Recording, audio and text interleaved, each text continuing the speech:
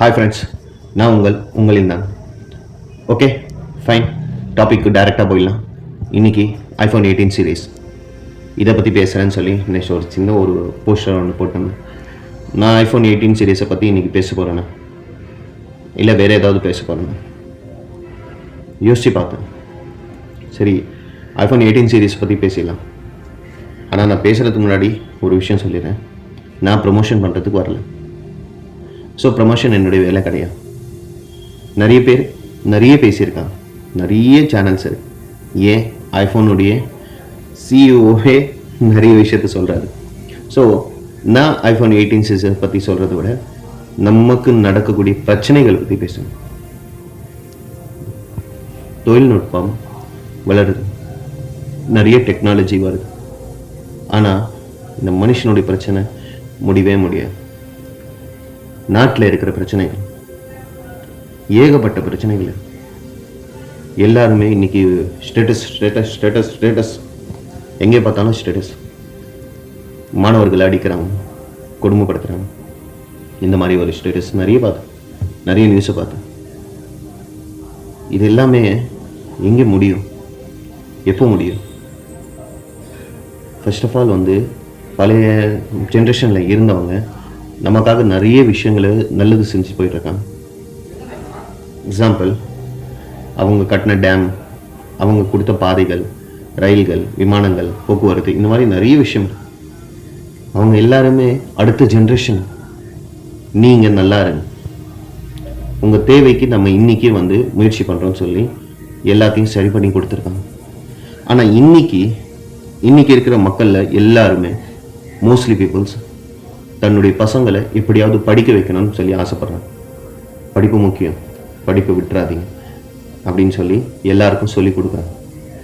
அதை எல்லாருமே செயல்படுத்தவும் போய் செய்கிறாங்க. அவங்களால முடியலனாலும் அவங்க என்ன பண்ணுறாங்கன்னா மற்றவங்களுக்காக அந்த படிப்பை அவங்க பிள்ளைகளுக்காக படிப்பு வேணும்னு சொல்லி முயற்சி பண்ணுறாங்க. அவங்களுக்கு கொடுக்கறதுக்கு முயற்சி பண்ணுறாங்க, அதுக்காக செலவு பண்ணுறாங்க காசு. வேலை அவங்களால முடியலனாலும் கூட தகுதிக்கு ஏற்ப அவங்க என்ன பண்ணுறாங்கன்னா அதுக்கு முயற்சி பண்ணி நீங்கள் படிங்க. படித்த பிறகு அந்த படிப்புக்கு உண்டான அங்கீகாரம் கிடைக்கலன்னா எப்படி இருக்கும்?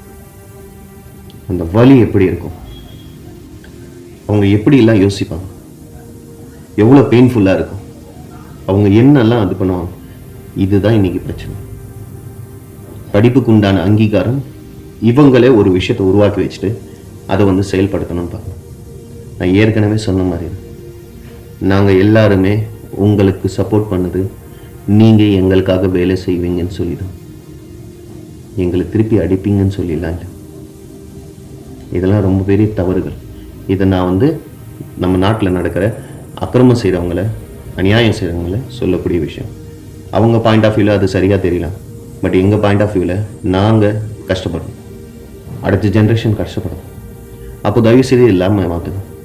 முதல்ல ஒரு ஃபோனுக்கு இருக்கிற வாய்ப்பு ஏன் நாட்டில் நடக்கிற பிரச்சனைகளுக்கு இல்லை. லாஸ்ட் இயர் பார்த்துருப்பீங்க, இந்த ஐஃபோன் 17க்கு அவ்வளோ கூட்டம். அப்போ அப்படி தான் பண்ணியிருந்தான். எல்லார் கையிலும், மோஸ்ட்லி பீப்புள்ஸ் கையில் அந்த ஃபோன் வந்துருச்சு. இப்போ 18 சீரீஸ். ஆக்சுவலி நான் ஃபோனை பற்றி தப்பாக பேசுகிறேன். என்கிட்ட காசு இருந்தாலும் அதில் இருக்கிற தொழில்நுட்பம், அதில் இருக்கிற அந்த டெக்னாலஜி, இது எனக்கு ரொம்ப பிடிக்கும். அப்போ மனுஷன் அந்த அளவுக்கு வளர்ந்துருக்கான்னு சொல்லி நான் பெருமைப்படக்கூடிய ஒரு விஷயம். நிறைய விஷயங்கள்ல நம்ம பெருமைப்பட்டுக்கலாம், நமக்கு நாமளே பெருமைப்பட்டுக்கலாம். அந்த மாதிரி ஒரு விஷயம்தான் இந்த மொபைல் ஃபோனில் இருக்கக்கூடிய டெக்னாலஜி. இந்த மனுஷன் அந்த அளவுக்கு டெக்னாலஜியாக மாறி இருக்கான். ஹேட்ஸ் ஆஃப், நல்ல விஷயம். ஆனால் இங்கே நம்ம நாட்டில் படித்தும் அங்கீகாரம் கிடைக்காம கஷ்டப்படுறவங்க இன்றைக்கும் இருக்காங்க. எத்தனை உயிர்கள் போயிருக்கு. படித்த படிப்பு சரியாக கிடைக்கலன்னா எத்தனை உயிர்கள் அவங்களுக்கு தனக்குத்தானே அவங்க உயிரை தனக்குத்தானே உள்ளே போகிற மாதிரி உயிரை எடுத்துக்கிற வரைக்கும் தற்கொலை செஞ்சுக்கிட்டே எத்தனையோ குழந்தைகள் இறந்து போயிருக்காங்க. இது எல்லாமே ஒவ்வொரு இடத்துலையுமே இருக்கக்கூடிய பிரச்சனை. தயவு செய்து கொஞ்சம் சிந்திச்சு பாருங்க. நான் போஸ்டர் போட்ட உடனே இதை தான் அவங்க பேச போகிறேன். இது நிறைய பேர் பேசியிருக்காங்க. பட் நான் ப்ரொமோஷன் பண்ணுறதுக்கும் அதை பற்றி சொல்கிறதுக்கும் நான் இங்கே வரல. நான் முதல்ல சொன்ன மாதிரி நான் என்னுடைய பெயினை பற்றி தான் நான் பேசுவேன். எனக்குள்ளே இருக்கிற வலிகளை பற்றி தான் பேசுவேன். இந்த வலிகள் எல்லாருக்குமே அதுதான் நான் இந்த சேனல் மூலமாக நான் சொல்லுவேன். அப்போ யோசிச்சு பாருங்க, சரியான முறையில் பயன்படுத்துங்க. உங்களுடைய அறிவுத்தன்மையை சரியான முறையில் பயன்படுத்துங்க. அவங்க முதல்ல இருந்தவங்கெல்லாம் நெக்ஸ்ட் ஜென்ரேஷனில் வரவங்க நீங்கள் நல்லா இருங்கன்னு சொல்லி நிறைய விஷயத்த செஞ்சு போனாங்க. ஆனால் அதே விஷயத்தில் இன்னைக்கு இருக்கிறவங்க இல்லை எத்தனை பேர் சினிமா முகத்தில் இருக்காங்க. இதை பற்றி நான் இன்னும் ஒரு 2-3 நாள் கழித்து நான் உங்ககிட்ட பேசுவேன். பட் இன்னைக்கு நான் பேசக்கூடிய விஷயம், சிந்திச்சு செயல்பட, முடிஞ்ச அளவுக்கு சிந்திச்சு செயல்பட. இறைவன் நமக்கு அறிவை கொடுத்துருக்காரு, அந்த அறிவை பயன்படுத்துங்க. அறிவு இல்லாமல் தப்பான விஷயத்துக்கு போகாதீங்க, துணையும் கொடுக்காதீங்க. நல்லது செய்கிறதுக்கு மட்டும்தான் நம்ம எல்லாருமே இங்கே கூடியிருக்கோம். நேற்று சொன்ன மாதிரி ஒருத்தருக்கு ஒருத்தர் கை கொடுத்துக்கணும். நம்ம எல்லாருமே சேர்ந்து நல்லதை நோக்கி போகலாம். வாழ போகிறது கொஞ்ச நாள் தான். அந்த வாழ்க்கை நமக்கு நியாயமாக இருக்கும், ஒழுங்காக இருக்கும். நான் சொல்ல முடியாது, மேபி சூன் ஐம் ஃபினிஷ்டம். எல்லாருக்குமே வாழ்க்கை முடிவுங்கிறது கன்ஃபார்ம். அந்த முடிவு வரத்துக்குள்ள நம்ம முடிஞ்ச அளவுக்கு சரியான முறையில் இருக்கணும்னு சொல்லி முயற்சியாவது பண்ணுங்க. அடுத்த கட்டத்தில் இருக்கிற நெக்ஸ்ட் ஜென்ரேஷன், நான் என்னுடைய பிள்ளைகளுக்காக, என் பிள்ளைக்கு அடுத்ததான் நடக்கக்கூடிய பிரச்சனையை பற்றி எனக்கு இன்னைக்கு வலிக்குது. இன்னைக்கு இவ்வளோ பிரச்சனைகள் இருக்கு. இப்போ நெக்ஸ்ட் ஜென்ரேஷனில் இவங்க என்னெல்லாம் பண்ண போகிறோம்? ஒன்று மாறுமோ இல்லை மாறாது. இப்போ பார்த்தோன்னா நிறைய நியூஸை பார்த்தோம், காலையிலேருந்து நிறைய நியூஸை பார்த்தோம். அந்த நியூஸ் எல்லாத்துலேயுமே சின்ன பசங்க தான், ஒரு 18, 17, 19 ஏஜில் இருப்பாங்க. இந்த பசங்களை அடிக்கிறாங்க, ரத்தம் போகுது. அப்போ கூட அவன் என்ன பண்ணுறான்னா, இல்லை எனக்கான அங்கீகாரம் கிடைக்காதான்னு சொல்லி ஏங்குறான். நாட்டில் இருக்கிற எல்லாருமே முதல்ல தன்னுடைய நாட்டு மக்கள் நல்லா இருக்கணும், அவங்க தேவை என்ன இருக்கோ அதை நம்ம பூர்த்தி செய்யணும், இதை தான் ஆசை பண்ணணும். ஆனால் இன்றைக்கி அப்படியே போயின்னு இருக்கும் நம்ம நிலைமை.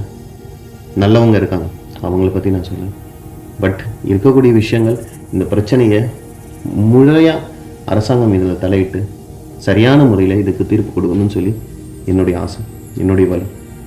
ஏன்னா அடுத்த ஜென்ரேஷன் நல்லபடியாகும்.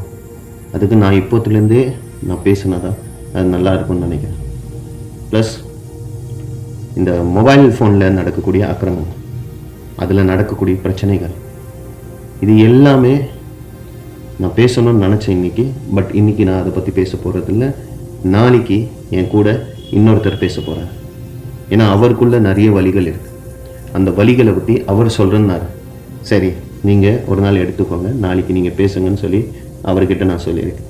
நாளைக்கு இந்த வார்த்தையை, இந்த மொபைலில் நடக்கக்கூடிய பிரச்சனைகள், அதில் இருக்கிற விஷயங்கள், இது எல்லாமே என்னுடைய நண்பர் ஒருத்தர் பேசுவேன், அதை நான் உங்களுக்கு ஷேர் பண்ணுறேன். ஆனால் இன்னைக்கு தயவு செஞ்சு